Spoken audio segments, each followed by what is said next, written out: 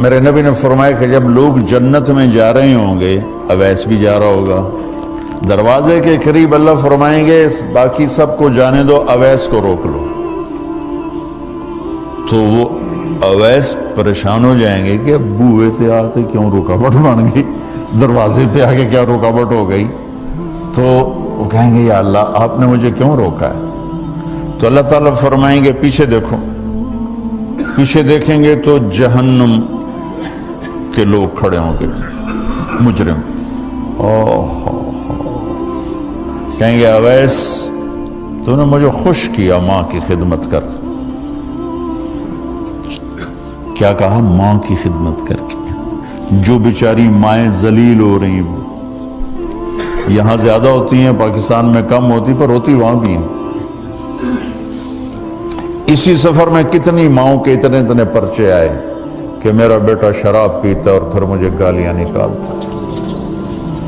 بھر گئے میری جیبیں پرچوں سے، کیونکہ مستورات بھی بیان میں آتی تھی، تو ہر بیان میں کوئی نہ کوئی پرچہ آیا کہ میرا بچہ مجھے گالیاں نکالتا ہے، شراب پیتا ہے، زنا کرتا ہے، پھر مجھے گالیاں نکالتا ہے۔ تو یہاں زیادہ ذلیل ہیں، ہمارے ہاں بھی کوئی کم ذلیل نہیں ہے۔ کوئی قسمت والی ماں ہے جس کو فرما بردار اولاد ملتی ہے، تو اللہ فرمائیں گے اویس تو نے مجھے بہت خوش کیا ماں کی خدمت۔ دیکھیے جہنم کے لوگ کھڑے ہیں، تو انگلی کا اشارہ کرتا جا، اللہ جدھر جدھر تیری انگلی کا اشارہ ہوگا ادھر ادھر لوگوں کو جہنم سے نکال کے جنت میں ڈال دوں۔ آج میں تیری طفیل لاکھوں آدمیوں کو جنت میں پہنچاؤں گا۔ عدد ربیہ و مدر، لاکھوں کا لفظ نہیں آتا، ربیہ و مدر عرب کے دو قبیلے اپنی تعداد میں سب سے زیادہ تھے۔ تو اللہ تعالیٰ کہیں گے اویس آج تیری طفیل جتنا ربیہ اور مدر دو بڑے قبیلوں کے لوگ ہیں، اتنے مجرم آج تیری طفیل جنت میں ڈال دوں۔ سبحان اللہ اکبر۔ جب میرے رب نے مقام بخشا کہ عمر اور علی سے کہا جا رہا ہے دعا کروانا، اور جنت کے دروازے پر کھڑا کر کے فرمایا جا رہا ہے پیچھے نظر دوڑا، دیکھ جتنے جہنم کے لوگ کھڑے ہیں، اشارہ کر تیرے طفیل آج ربیہ اور مضر کی تعداد کے برابر لوگوں کو جنت میں ڈالوں۔ ایک اور واقعہ بھی سناتا ہوں۔ آپ نے فرمایا میں آج رات جنت میں گیا۔ ایک تو معراج ہے جو جاگتے ہوئے، خواب میں تو بہت دفعہ ہوا، آج رات میں جنت میں گیا، میں نے آواز سنی قرآن کی تلاوت۔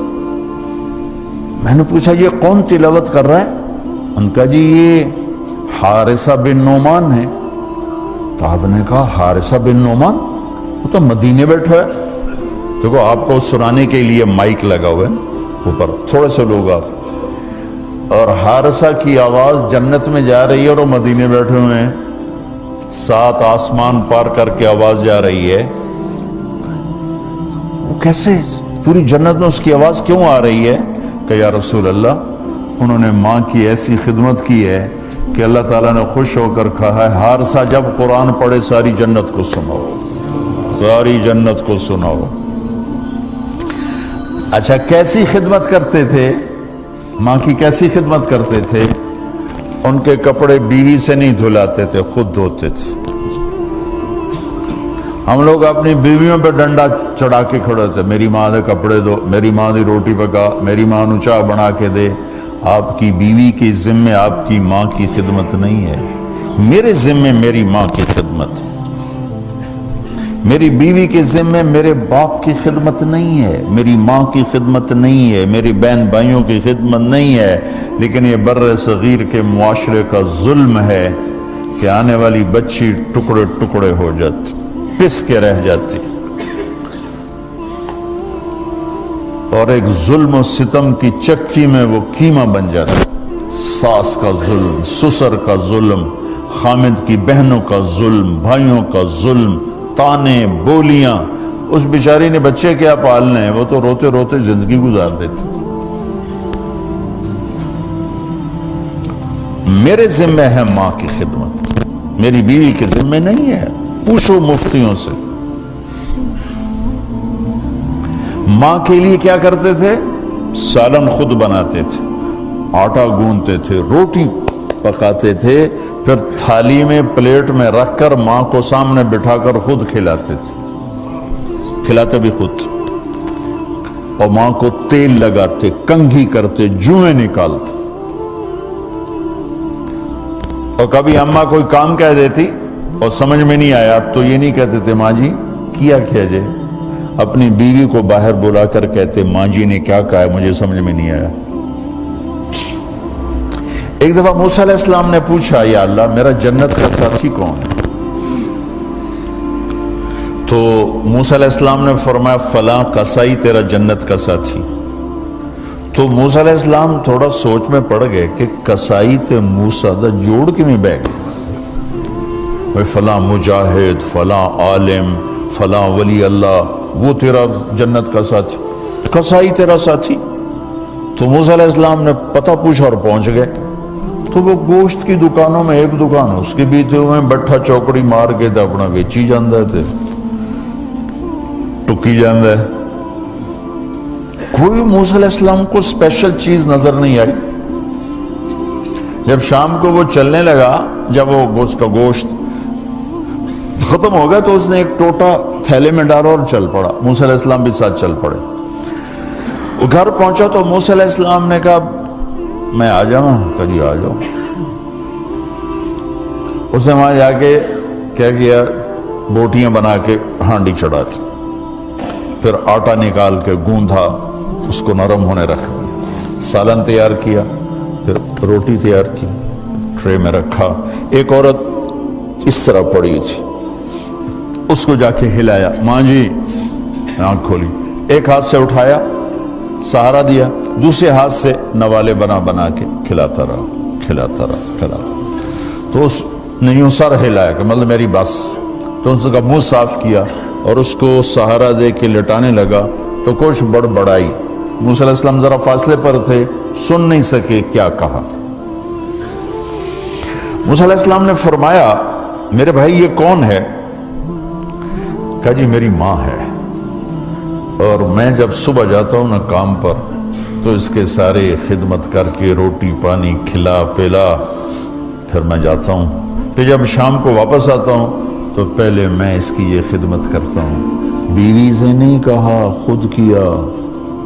ہم اپنی بیویوں کو کتنا ذلیل کرتے ہیں، اور 99% جو ساس ہے وہ نیگیٹو ہے اور ظالم ہے۔ 99% ساس نیگیٹو ہے اور ظالم ہے، اور ہمارے بچوں کو ہوش نہیں کہ میری ماں ہے، میری ماں ہے۔ ماں کی وجہ سے بیوی کو تباہ نہ کرو، اور بیوی کی وجہ سے ماں کو تباہ نہ کرو، اس میں بیلنس کرو۔ بیوی کے عشق میں ماں باپ ذلیل نہ ہو، اور ماں باپ کے عدم میں بیوی ذلیل نہ ہو۔ یہ دونوں نوحے میں سن رہا ہوں، اس لیے بول رہا ہوں، دکھ سے بول رہا ہوں۔ کہا جی میں شام کو پھر اس کی خدمت کرتا ہوں، اب بچوں کو بعد میں دیکھتا ہوں۔ کہا اچھا یہ بتا یہ کیا کہہ رہی تھی؟ لٹا رہے تھے۔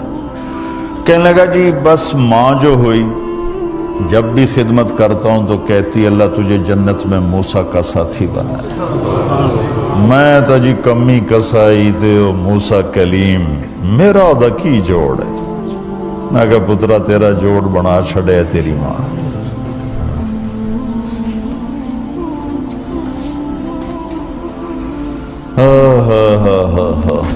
ماں باپ زندہ ہیں دعا لو، فوت ہو گئے ان کی قبروں پہ جایا کرو، وہاں بیٹھ کے قرآن پڑھا کرو۔ جو بچہ پڑھے گا وہ اتنا طاقتور ہو کے ماں باپ کو لگے گا، اگر وہ فوت ہو چکے ہیں۔ زندہ ہیں دعا لو، مر گئے ہیں ان کے لیے ان کی قبر پہ نہیں جا سکتے ہو، یہاں کی زندگی بہت تیز ہے، کبھی تو جایا کرو، کسی ویکنڈ پہ چلے جایا کرو، کسی اتوار پہ چلے جایا کرو، کسی ہفتے کو چلے جایا کرو، مہینے بعد 2 مہینے بعد، سال میں 1 دفعہ سے، کہ یہ ان کا حق ہے، ان کا حق ہے. اور ابن القیم رحمۃ اللہ علیہ نے ایک واقعہ لکھا ہے کہ عبداللہ بن مطرف رحمۃ اللہ علیہ نے خواب دیکھا کہ قبریں پھٹیں اور لوگ نکلے اور کوئی چیز ایسے اٹھا رہے ہیں، ایسے اٹھا رہے ہیں، ایسے اٹھا رہے ہیں. ایک آدمی نکلا اور جا کر ایک درخت سے ٹیک لگا کے بیٹھ گیا. یہ اس کے پاس جا کر کہتے ہیں بھئی آپ کون لوگ ہو؟ وہ کہتے ہیں ہم ایمان والے ہیں. کہ یہ کیا ہو رہا ہے؟ کہ جو رشتہ دار ثواب بھیجتے ہیں یہ وہ اکٹھا کر رہے ہیں. کہ تم کیوں نہیں اکٹھا کر رہے ہو؟ کہ میرا بیٹا حافظ قرآن ہے، ایک قرآن روزانہ ختم کر کے مجھے بھیج دیتا ہے تو میں نے پرچون دی لوڑ نہیں رہ جاندی، میرا تھوک دا کام. کہ تیرا بیٹا کیا کرتا ہے؟ کہ اس کی مٹھائی کی دکان ہے بازار میں. آنکھ کھل گئی، صبح ہوئی تو پہنچ گئے، بازار کھلا، دیکھا تو ایک نوجوان بیٹھا ہوا اور مٹھائی بیچ رہا اور ہونٹ ہل رہے ہیں. پہلے اس کو نہ چیک کرتے رہے، پھر اس کے پاس آئے، بیٹا تیرا نام کیا ہے؟ وہی نام تھا جو خواب میں سنا. یہ کیا پڑھ رہے ہو؟ کہ جو قرآن پڑھ رہا ہوں. کتنا پڑھتے ہو؟ ایک ختم روزانہ پڑھتے. کیا کرتے ہو؟ کہ والد کو ایصال ثواب کرتا. کیا اتنی مشقت کیوں اٹھاتے ہو؟ کہ وہ میرے لیے بہت کچھ چھوڑ گیا، میں چاہتا ہوں میں بھی اس کے لیے کچھ حصہ بنتا رہوں. تو یہ والدین کے حقوق میں سے ہے کہ اگر وہ چلے گئے ہیں